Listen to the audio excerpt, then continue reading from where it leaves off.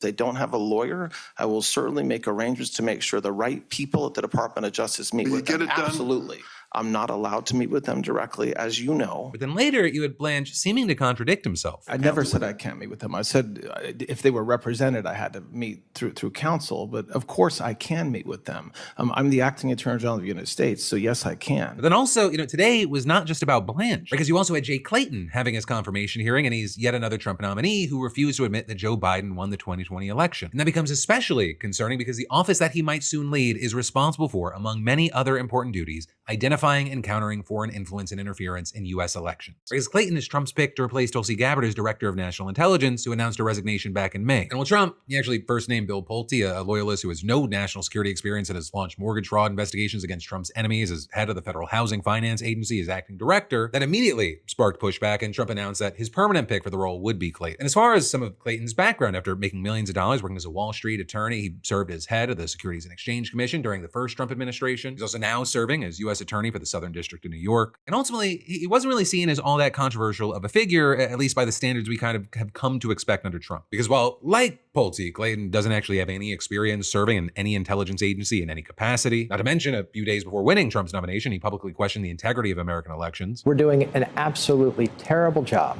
and the American people are right to question it. But still, despite the very obvious concerns, you had some lawmakers kind of eager to keep Pulte away from taking over entirely. In fact, so much so, they moved to suspend Senate rules to hold Clayton's confirmation hearing and secure a vote as quickly as possible. But then you had Trump abruptly delaying the confirmation proceedings, ordering Clayton not to appear at the initial hearing in an effort to force Congress to pass the SAVE Act, which is that voter ID bill that rights groups say would disenfranchise millions of Americans who don't have access to passports or can't easily access their birth certificates. Not to mention that it's kind of a big veiled effort to essentially kill mail-in voting. And that move led to Democrats pulling their support for a bill reauthorizing Section 702 of the Foreign Intelligence Surveillance Act, which is another controversial program allowing intelligence agencies to carry out mass warrantless surveillance under certain conditions. So that delay, it also cleared the way for Pulte to take over as acting director. And just in his short time in that role, he already fired some intelligence officials while also working on the declassification and potential release of documents related to election security or interference. With that, tomorrow night, he's expected to appear alongside Trump for that televised address we talked about earlier, where he's expected to make claims about election fraud, possibly focused around voting machines. And so now you've got Democrats, some of whom,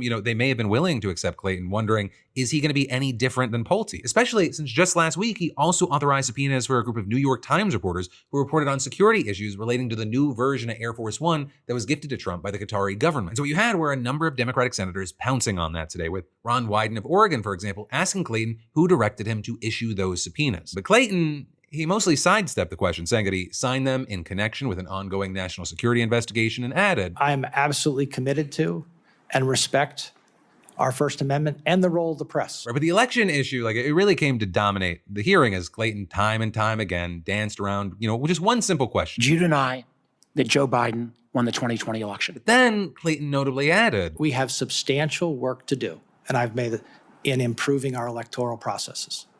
It's part of national security.